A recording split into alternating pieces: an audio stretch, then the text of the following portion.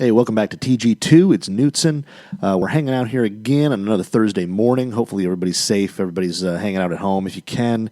If you're one of those essential medical workers or people who need to be at work, making this country run still, just want to say totally appreciate everything you're doing. And thank you for the sacrifices you're making to your family, to potentially your health, everything. It's one of those things that, I'm just a guy talking golf. What you're doing out there is really, really hero stuff. So really appreciate it. And, we're all still hoping we can get through this stuff soon, get onto the golf courses, get onto regular everyday life, be able to, hug your grandparents, all that. So hopefully everybody's being safe there, and we'll, get through it as fast as we can. Hopefully right now we can, talk a little golf and see what's going on. I'm actually going live on Instagram as well while I record this. But before we get going, this episode here brought to you by Titleist and the Pro V1, Pro V1X, AVX. So if you haven't tried Pro V1, Pro V1X, you don't golf a whole lot.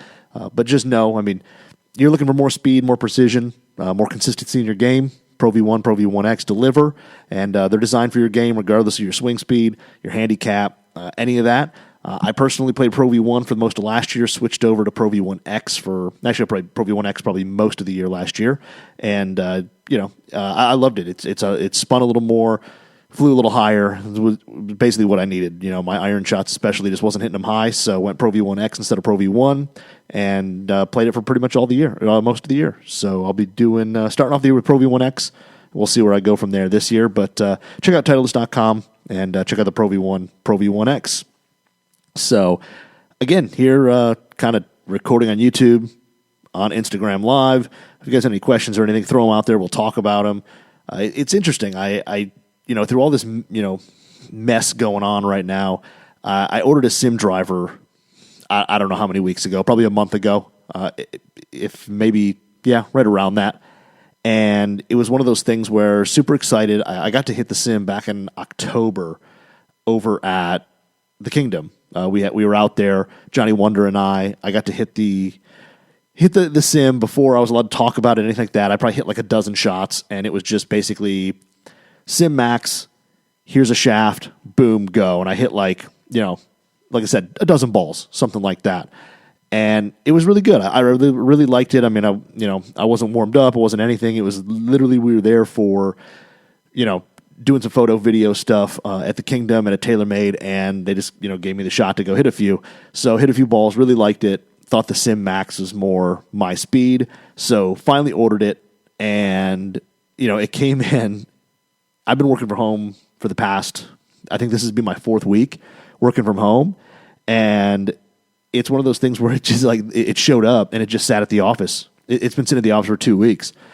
So I ordered my Sim Max. 10.5 degree, and I just ordered it with the stock Ventus Blue, 6X, the non-velo core, all that. So I ordered it that way. I went to pick it up yesterday.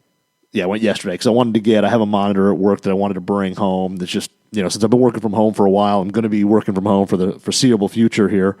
I wanted to make things a little easier, so I had another monitor I wanted to use and all that. So I went to pick that up, grabbed my sim driver, and super excited. It was great. Sitting there, in the box, opened it up, took it out of the bag, and I looked at it, and I also ordered a Club Connects tip. Like a lot of you guys know, that I've been using Club Connects this will be my 2nd year in a row for my drivers, so I basically can take any head, any shaft, and they all work together. So I had a TaylorMade sleeve ordered, sim driver there, and I basically grabbed those two things. I took my wrench out of my desk, my TaylorMade wrench, unscrewed it, took the shaft, threw it down on the desk, the standard non-velo core Ventus, and basically took the head and head cover and took off. Didn't even bring the stock shaft home. I was like, there's no point of this. So took that thing, and I'm back home right now. I popped out. For Club Connects, you got to pop out the screw and put in the Club Connect screw, which is a little longer to deal with the sleeve, and their adapter. But anyway, went through that, and right now it's sitting, I don't know, well, if you're on YouTube, you can see it's behind me. But have that thing going there with a Graphite Design GP7X, which is sitting in it right now, which is a shaft I had a ton of success with in my 2017 M1. That shaft combo I played most of the year. I didn't really switch a whole lot of things out, which was, kind of unique for me. So it's sitting back there ready to go as soon as we're able to, get out there and play. But it's always cool to get a new club. It always is exciting to get new clubs in. It's just such a weird time right now to get new clubs. Like you get a new driver and it's just going to sit there now. Maybe you're in a place where you can go play. Around here, Michigan, Metro Detroit at least, I don't think any club courses are really open. It's a bummer, but what can you do? You got to just kind of wait. So it's just going to sit here, and I'll give it a few waggles here and there when I'm down here in the basement, and that's just what's going to happen. So it's a little bit of a bummer, but it's still exciting to get new clubs. I'm always excited. I definitely want to hot melt the thing. It's a little light swing weight wise because this plays 40. I'm like 44 and a half to 45 depending on my mood. So I think the GP7X is like 44 and 3/4, and it comes in a little light. I think it comes in at like D0, right about. I threw it on there. I don't remember exactly, but it's like D0. So I'll definitely have to hot melt that thing, get it up to D2, which is what I like, and also it'll help deaden the sound, or deaden the sound, but reduce some of the sound, give it a little better feel.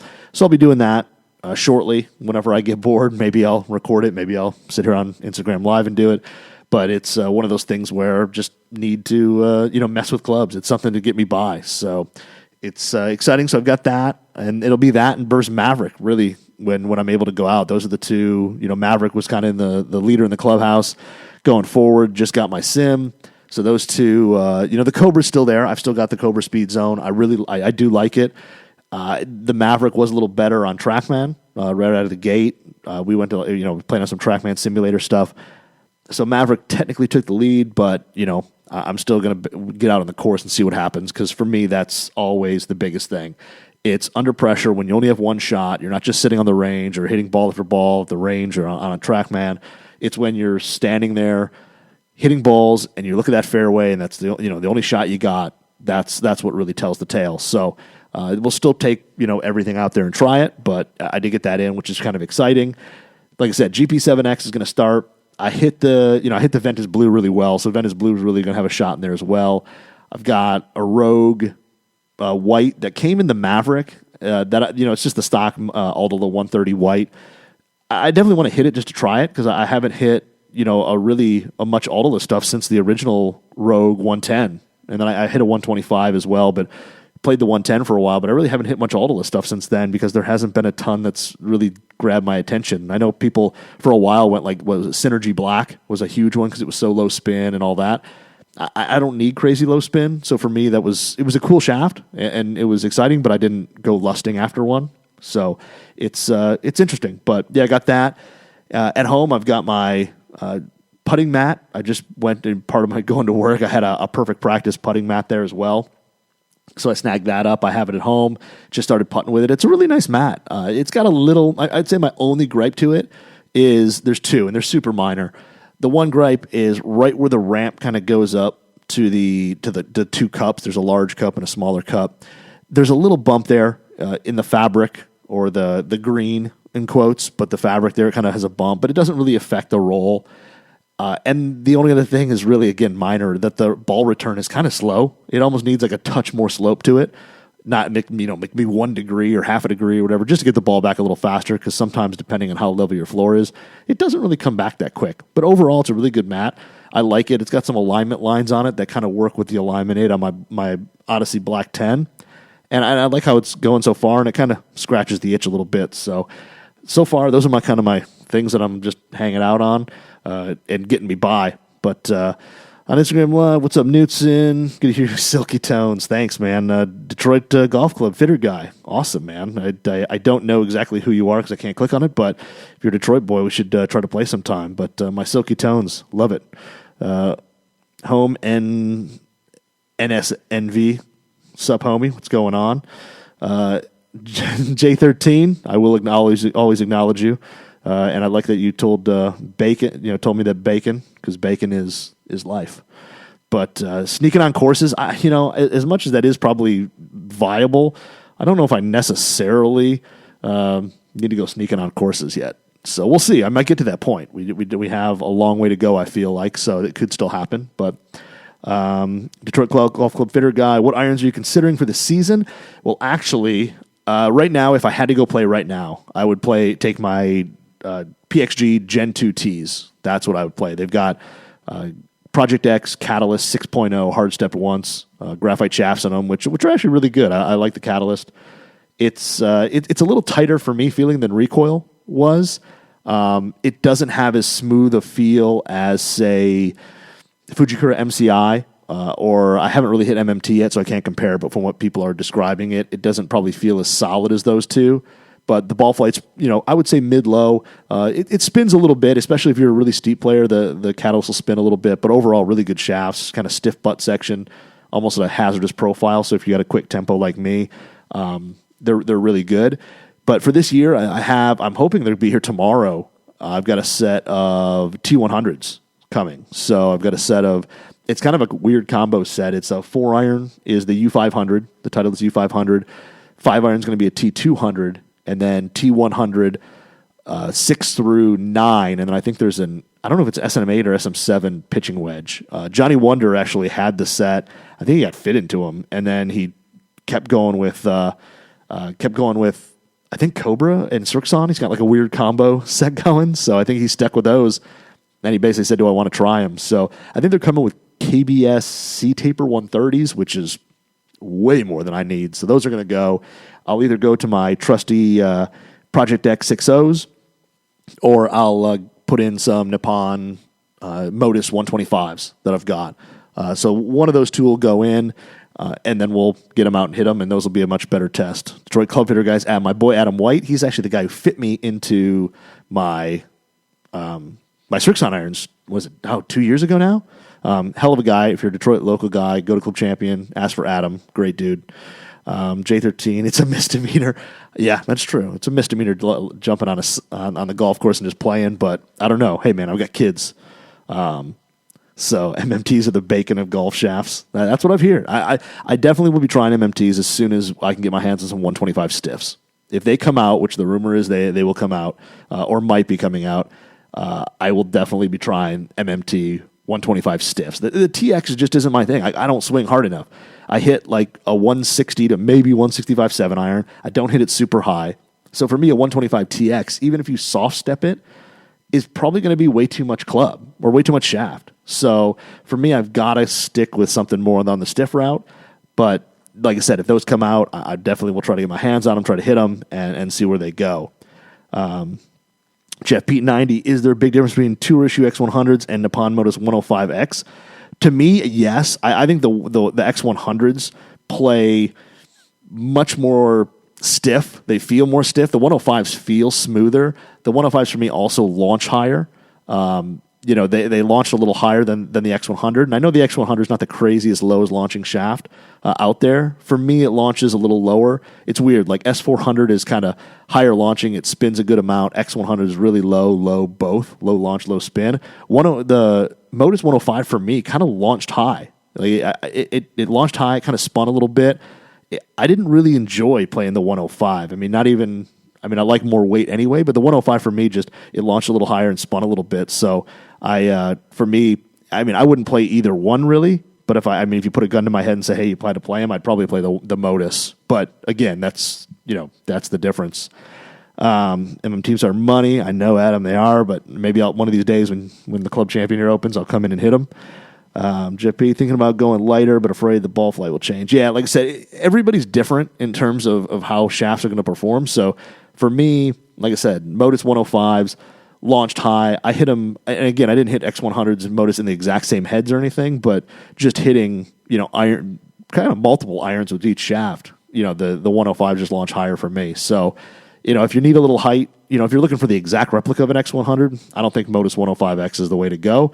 But again, mileage is going to vary because everybody swings it a little different. Everybody loads it a little different. So, it's one of those things you probably just have to go try it and see where it goes. Now, the other thing that I was kind of reading today and kind of enjoying really, so our boy Ryan Barath has just an affection for old clubs. He's ordered like an old Nike, SQ. He didn't get the square, but he's got like the Sasquatch SQ driver. and he just loves it. But he did a great article about the greatest Adams hybrids of all time. Now, if you don't remember Adams, you're probably a much younger person than a lot of us. But Adams Golf, back in the day, made some really great equipment for not only the higher handicap guy, who wanted hybrids or high launching irons and needed forgiveness, but they made some really great stuff for the low handicap player, and especially hybrids. And so he made an article talking about the greatest hybrids of all time. And it's interesting because the first one out of the gate is the original Idea Pro, which was 2008. I actually thought it was older than that. I thought it was, a couple years older than that. But that original Idea Pro was awesome. I remember that was the first shaft, had that Autoliv VS Proto, the blue Autoliv VS Proto. And it was just like, that was the hybrid that everybody wanted. It had a great little shape. I think it was, there was kind of I think there was a tour prototype. Was that the first one that had like the peanut nickname? It might have been. But it just had a great rounded shape to it. It was small, compact. The face was pretty deep, so you could hit it off the tee, you could hit it off the turf. It was just a really versatile hybrid. And I remember I had one. I don't remember what loft. It was probably like a 20-ish, 21 degree with that 80 gram Autoliv VS Proto. And it was just an awesome hybrid. It was one of those ones that everybody came in looking for it. I worked at a shop, and everybody came in, and that was the one they wanted to see. They wanted to hit. It was just like that first hybrid, at least in recent time, that was really kind of marketed towards the better player. And I remember that we sold a ton of them there, just an absolute ton of them. But it was a great hybrid. It had the silver sole, had a little bit of yellow on the back radius, and and then like a little weight right in the middle that had the typical Adams like triangle wrench to take it out. But it was a really awesome hybrid. I had one. It was great. I think, in his list, that is the ultimate out of the ones that he has. To me, that's probably the favorite. If I had to go get an old Adams hybrid, I would probably snag up an Idea Pro. It was just that good. And I remember later on, I think they comboed it with like a forged iron set. So it had like a 3-4 iron was the Idea Pro, and then it had Idea Pro irons, which were just a small cavity back forged iron. And I think it had like kind of a satin finish, and the cavity was like this gray rubberized kind of paint, if I remember correctly. So it was a great hybrid, and one of those ones that I think lasted forever. I mean, it was one of those ones that they came out I think the next one was like a square version of it, because that's when square was really big, and it was horrible looking. I remember seeing that thing in the shop, and I thought it was just terrible. But they came out with the square one, and hardly anybody went to the square one. Everybody kept the old one in the bag because it was just that good. Vince El Mario had a Peanut 16 1 iron. I remember seeing it in the shop. I couldn't hit that thing more than 6 feet off the ground. But yeah, they made a 16, an 18, so it had to be a 20. I think they went in 2 degree increments, and they made, I think through 4 iron. I don't know if they made a 5. They might have made a 5 in the square version, but the square one was horrible. I don't know anybody who really switched to the square one. Everybody kind of kept the old Idea Pro, and it was great. The next one he had on the list was a 2014, the XTD. So the XTD, which I believe was the titanium one, but it had a great shape, had adjustable hosel. I think that was that right when TaylorMade bought them? It could have been like the first, one of the first or last iterations. But the XTD line, I mean, the hybrids were great. The fairways, they had an amazing shape to them. I didn't hit the XTD all that well. I don't necessarily know why, but I really loved the shape. I remember when we saw it, or I saw it on GolfWRX. We had spy photos of it. All I wanted was to go get one of those. And I got, I probably went to Carl's or something and went and hit it. And it was one of those things I just didn't hit it well. So for me, it never made it into the bag, but I really loved the shape. It just had, I'm a rounded hybrid guy. The really squared off, square toed type hybrids. I don't love those. So for me, I like a little more roundness to it. I like almost that mini fairway wood type of look. And that XTD was, to me, like a great shape. The next one there was the XTD Super Hybrid. So they had a whole line of Super, and the Super Hybrid titanium from 2012 was a great one. That's one that I think I did. I don't know if I did own one of those. That was a great hybrid. Again, the shape was perfect. It was a little more rounded, more fairway wood looking. Kind of had that little speed slot right near the front. It was a little bigger than some of the previous ones. It was a little, bigger footprint to it, but it was a great hybrid. That thing was crazy long. I think they made those in a pretty low loft, like a 17 degree, stuff like that. You could basically almost replace your 3-wood with it. But that was a great one there. It definitely did, launch a little bit or launch a little higher. It had, I think, like 0 spin to it, but it went a mile. The thing was crazy long. And it had that silverish paint, because I think that's also, TaylorMade owned them at that time, and I think instead of doing white, they did like the light silver, and it was just kind of a great looking hybrid. The other one, the next one on his list, the Super 9031. So the 9031 was when they went super tiny. It was basically a driving iron on steroids. It was a little bigger than that. It still had a speed slot, just like the TaylorMade stuff did and the Adam stuff before it. Still had the weight in the middle, but the 9031s were tiny. I remember I saw them. I think I hit them at like demo days and stuff like that or whatever. Not for me. They weren't forgiving enough for me. But I remember them being tiny. A ton of guys who didn't necessarily hit hybrids well really hit the 931s well because they were basically irons. They had a little deeper face to them. They were, I think crazy long. Like I said, I hit them, but they just weren't for me. They weren't forgiving enough. But it's a great little hybrid. It had the white paint to it. I want to say it had like a little thing on the top, almost like a racing type stripe that said like Super or something on it. But it was a great hybrid, and a lot of better players had those things in the bag. I remember looking through people's what's in the bag in the forum for a long time, and those stayed in there, or they went in the bag really quickly. So the 9031 was really good, just unfortunately wasn't for me. Now the 07, here's the one that I don't agree with, and Barath and I love Barath, and we typically have somewhat differing opinions on clubs sometimes. But the 2007, the Idea Boxer A3, which was the more squared off version, and there was, I think, a pro version of this as well, or the pro one might be before the A3. But the square ones were so ugly. They were just, they were terrible. Because they weren't like, they were square, but they were still trying to be a hybrid, so they're still kind of rounded. And they just weren't great looking hybrids. They looked bad. They didn't sound as great as, the standard ones. I know that, there was the Idea Pro, the A3, and the A3 OS. But it was just, the square stuff was just, I didn't get it. I know everybody went like, drivers, fairways, there was all this mass that could move around and really far out and increase the MOI, all that jazz. I just didn't think that the hybrids did anything because it was such a small package. You're really not moving a ton of weight because the head's still fairly small. So how much weight can you really move out to the ends or the back or the outside of the club when you're only dealing with such a small club head? But that one I don't really agree with. I'm trying to think what I would put in there instead of that. I don't know if I would. I guess if you had to come up with 5, that one's on there. But I think I would have just left the list without it because I just don't see where that A3 was that. It was there, and like a lot of guys probably played it, but it wasn't one for me, that's for sure.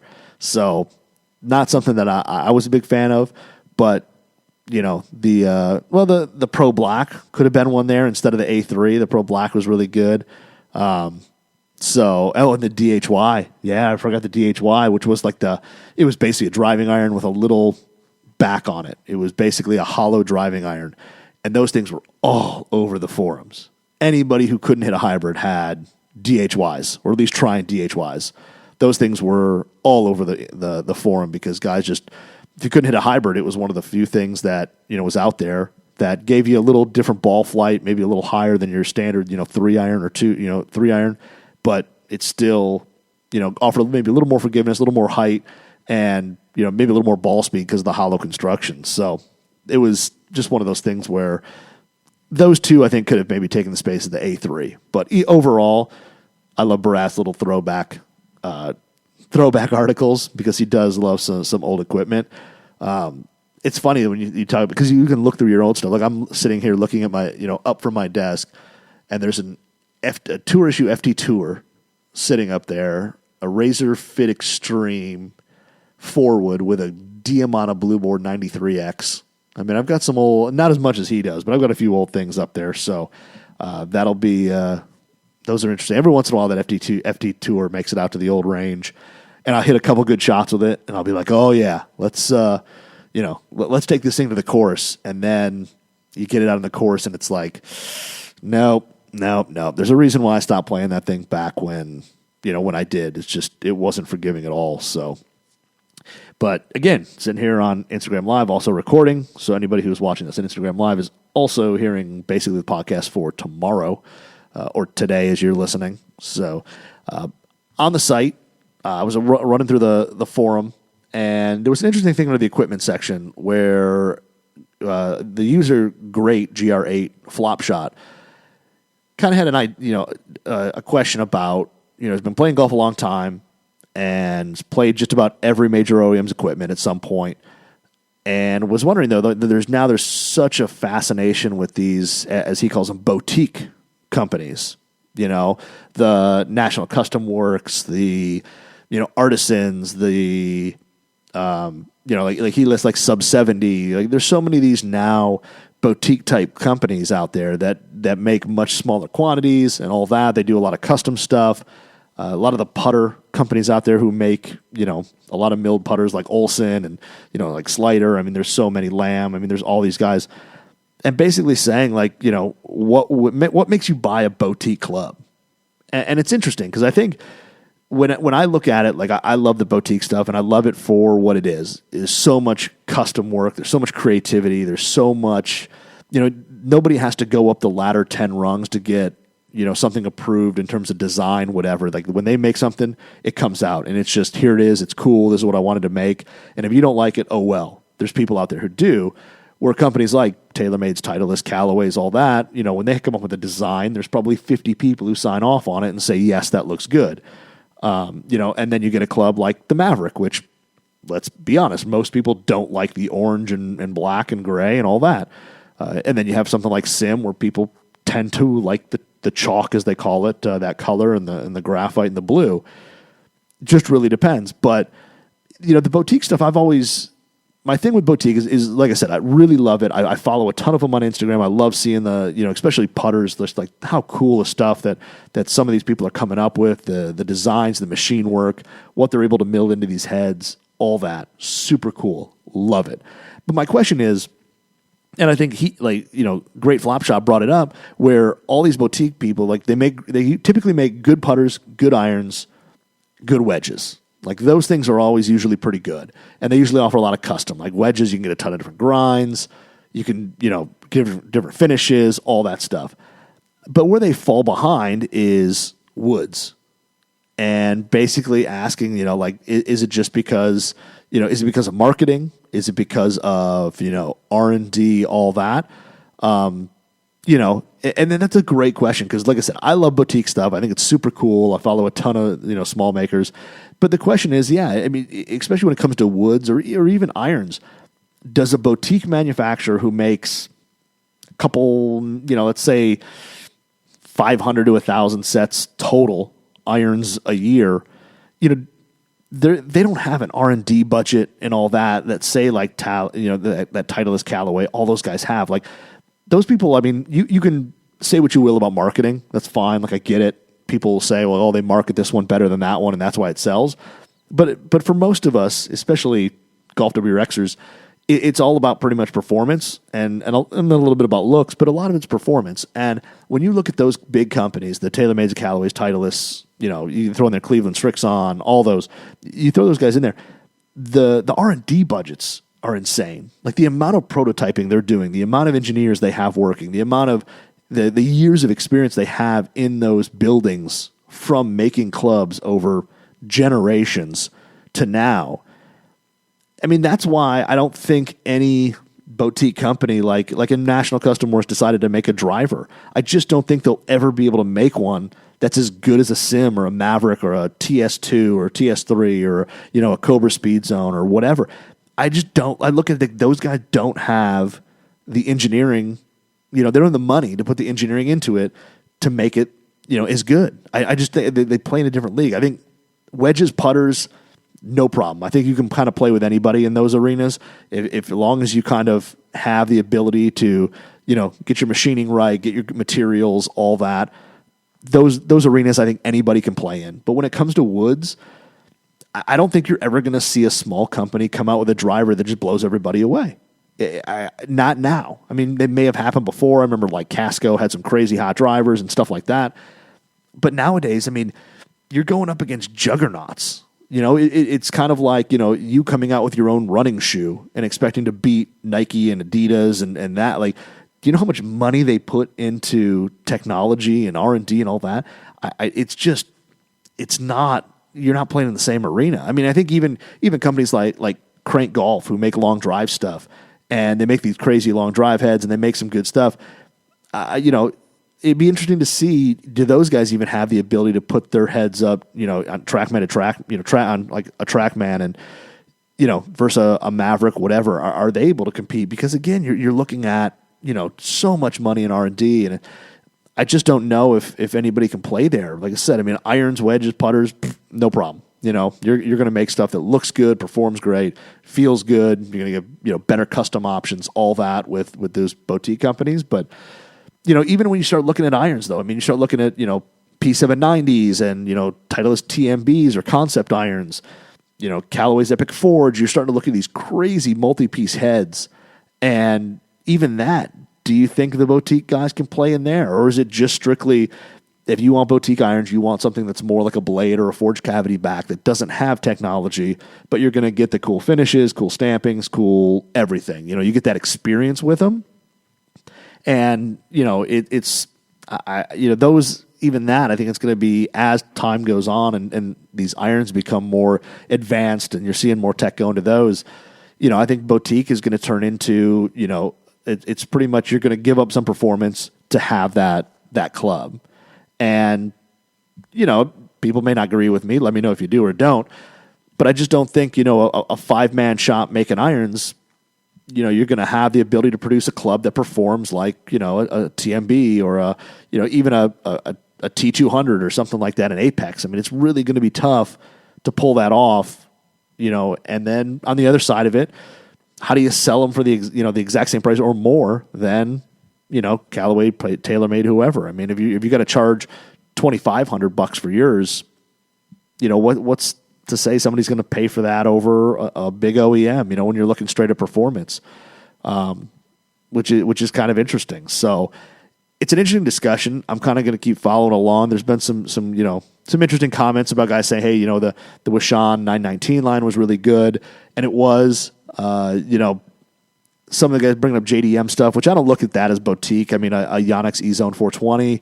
I mean, that's something that you don't see much here in America, but you typically see a good amount. You'll see more of that in Europe, Asia, those markets that play more Yonex stuff. So I don't look at that as really boutique. That's more just kind of JDM, which to me is a little different. But it's going to be interesting. Like I said, the guys from Sub 70 are going to be trying to do this stuff. I mean, you even kind of throw Hogan, Ben Hogan, a little bit into that. They're a little bit more boutique in a way where they've now have drivers, woods, all that. It's it's interesting to see how those compare, to the big name drivers. So, but yeah. So all right, let's see. PDX Pep on Instagram here. Difference in one inch for 1x30 versus 1x42 belt sanders for shaft prep. Really, there's not going to be a difference. You're basically just looking at belt length. So you're still 1 inch wide belts. So if you're, prepping all that, you're still going to prep the same amount of area. Really, you're just looking at belt length differences. So I don't see where there's really going to be much of a difference there, going with either one. I want to say mine is a 1x30. It's smaller, so I think it's 1x30. The only thing I would say, maybe 42s, belts might be harder to find, depending on where you're getting them and where you're looking for them. That could be harder to get to, but other than that, I don't think there's a big difference to between those. So, let's see what else do I got here. It's such an interesting time with not a whole lot of golf going on. If you didn't see in the forum under the tour and pre-release, my giveaway for Golf Pride sets of grips. 3 people are getting a full set of grip. All you do is submit a picture of your gripping station, which I did, but I don't count, unfortunately, which is kind of a bummer. because I think I've got a pretty nice setup, but I don't count. It's all right. The other interesting thing that I've kind of excited for, and I haven't had a chance to hit or anything yet. I think Johnny Wonder did, is the Honma TR20 drivers. You know, they've got a 460 and a 440, but really interesting drivers. I mean, you're looking at, you know, a kind of a titanium structure with a bunch of carbon all over it. I like the shapes of them. The 460 is definitely a little longer. I mean, the 440 is the one that looks amazing, but I know that's not really my game. But the TR20 stuff really does look good. I mean, it's got the kind of, you know, traditional shorter hosel and all that, but I really like how they look. They've got the 3 weighting systems, so you've got a weight right near the face in the center. You've got a weight far back, and then one kind of in a draw position in the heel. So you can kind of move those weights around, kind of tune your ball flight. It's got adjustable hosel.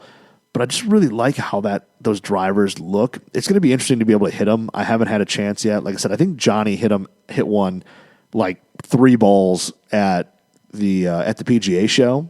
I remember by the time I got to that booth, I was frozen and windburned, and I was just like, I'm done. So I didn't hit any there. But it's an interesting club that I think Honma's been putting a ton of money into a lot of their stuff. I mean, I know everybody's sitting there and saying, "Oh, Justin Rose left." That doesn't bother me. I mean, that guy's a pro, and he's got different things that, you know, are his issues or his, you know, things that he's moving on for are different. For me, I think it's a company that, man, the driver I really like the look of. I think it looks great. The irons, I mean, if you look at the TR20V, TR20P, I mean, those things look good as well. They're a little more rounded. I remember when I had like J13 on the podcast talking about how he really liked the Honma stuff he went the TW737s, which had a little sharper toe to them. TR20s are a little more rounded. I kind of like that. I really do like the TR20V. I don't know if I necessarily have the game to play it, but I could maybe do a combo set of TR20P, TR20V. So the V is the one-piece forged cavity back smaller. The TR20P has kind of a cavity in behind it. Looks like it's a multi-piece forged. It's a little bigger, a little thicker top line, little wider sole. But both irons look really good. I like the roundness of them. To me, that's just something I like. So I'm excited to kind of hit the new Honma stuff. I know that, you know, like I said, people are going to say, you know, hey, Justin Rose left, so maybe that isn't, you know, maybe the stuff's not as good as it should be. I don't think that's the case at all. I just think the stuff looks really good. And price-wise, I mean, it's a little more expensive, but it's not crazy expensive.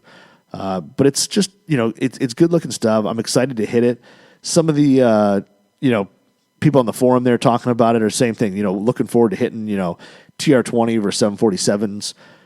And it will be interesting because those irons, I think, are kind of marketed towards the same person.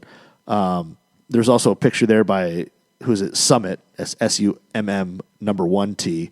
But he had a picture of actually the TR20Ps, and really from address. Now, his photo's a little cockeyed, and I hate it because I'm kind of a snob because we take so many photos here at WRX, but they're not near as thick as I thought they were going to be. They're definitely got a little thicker sole than the V's, but they're not crazy big. But definitely something that I want to try. I mean, I don't know if they'll necessarily make the bag, but the irons look really good.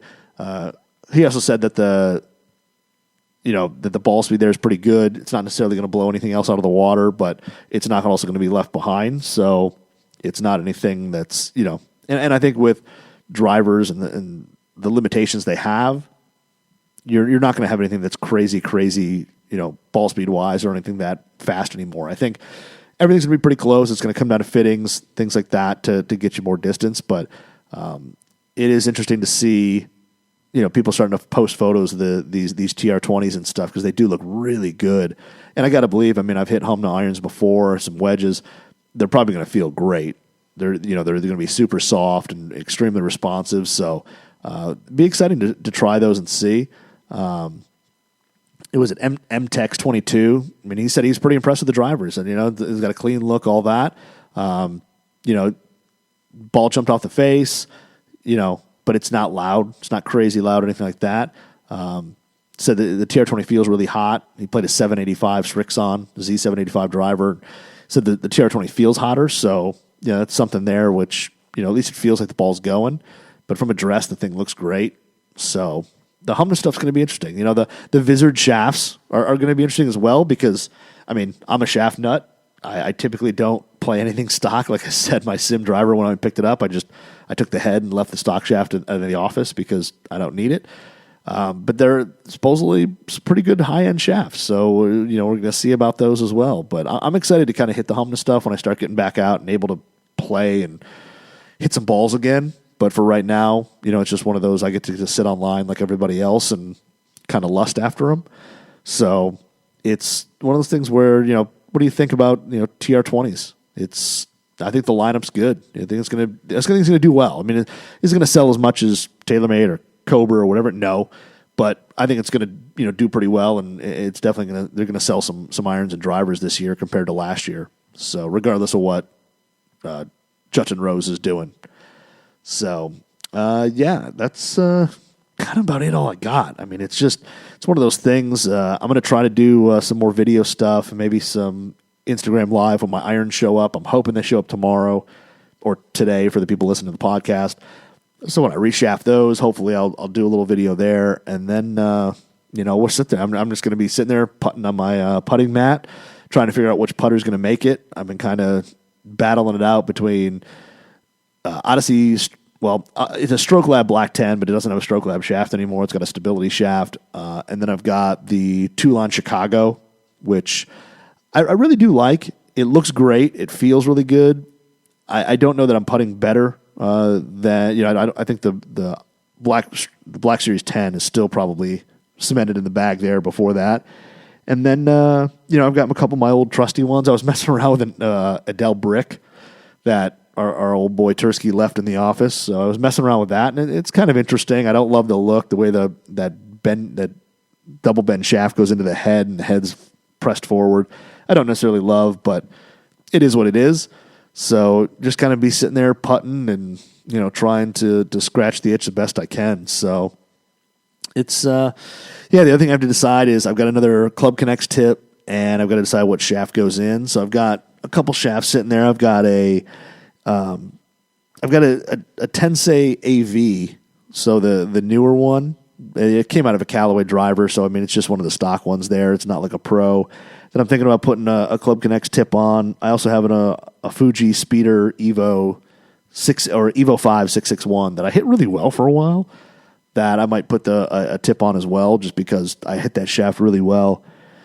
So we'll see. I've also got to get my hands on some new shafts. I really want to get my hands on a new TPT shaft. I want to try that. I really like the graphics. It's pretty cool. I know kind of their things getting pushed around just because of all the crap going on, you know, in the world. So those are kind of delayed a little bit, but I want to get my hands on a TPT. I think I will as soon as they become available. I'll probably go see my boy Adam over at Club Champion and kind of do a little fitting there with their line. I definitely want to get my hands on some of the new LA Golf stuff. I know I talked to those guys a little bit. I think, you know, everybody's in the same boat where things are just kind of pushed back right now, but definitely want to get my hands on some of the LA Golf stuff because it looks pretty good as well. So those are definitely things I'm going to need Club Connects tips for. So I will be, you know, adding to the collection of shafts that I will be hitting here, but we'll see. And then the other thing too, I got to order my 50-degree wedge and figure out something to stamp in it because I can't have a wedge that's just plain. So my 50 is going to match my 55, which is the MD5 Jaws in the gray or the slate or however they label it. The darker finish, I'm going to order the 50. Well, actually, I might order the 4810 and bend it to 50. So that way I can basically get a 50-12 without having to go into the wide sole. I like the wide sole in my 55. Because I basically have a 56 that I bent to 55. And it's the W grind, the wide sole. Really love it out of the bunker, all that. But I don't know if I necessarily want the wide sole in my gap wedge. So I think I'm going to go maybe 48-10, you know, standard sole, S grind, and then bend it to 50. So it'd be a 50-12, but with the narrower sole. It's probably what I'm going to do. And then I'll, of course, stamp it up so it, you know, says 50 on there. But other than that, that's about all I've got going. I'm going to just be hanging out at home like everybody else. I'll probably be down here. I need to organize my shop. I got a couple holes where my furnace is and all that I'm working on patching up, trying to make things look a little better. So I'm going to hopefully get a little of that done. while I'm stuck inside, and then work on my putting. But other than that, that's about all I've got. So again, hopefully everybody's staying safe. Hopefully everybody's staying sane, trying, without golf or anything. And, if you have any questions, definitely follow me on Instagram at TG2WRX. Same thing on Twitter. If you're seeing this video on YouTube, please think about subscribing, and it definitely helps us out. So we're able to open a few doors for us and all that if you do. So I would appreciate it if you did follow us and all that. And, we'll talk to you guys next week.